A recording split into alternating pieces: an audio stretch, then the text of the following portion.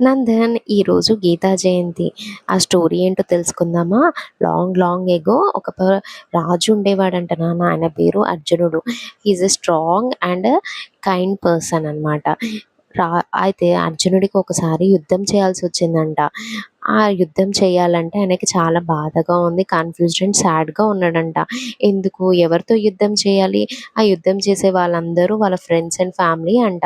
అప్పుడు అర్జునుడు కృష్ణుడితో ఇలా అన్నాడు, "కృష్ణ, నాకసలు యుద్ధం చేయాలని లేదు. చాలా బాధగా ఉంది" అని. అప్పుడు కృష్ణుడు నవ్వుతూ, "నీకు నేనున్నాను అర్జున. నేను నిన్ను గైడ్ చేస్తాను" అని చెప్పి కృష్ణుడు చాలా లైఫ్ ట్రూత్స్ చెప్పాడు. ఏంటివవి? ఎప్పుడూ ధైర్యంగా ఉండాలి.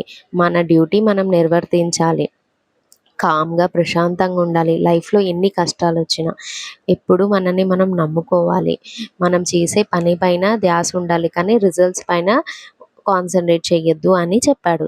ఇవన్నీ మంచి లైఫ్ ట్రూత్సే మనం భగవద్గీత అంటారు. ఇది హోలీ బుక్ ఒక్కటే కాదు.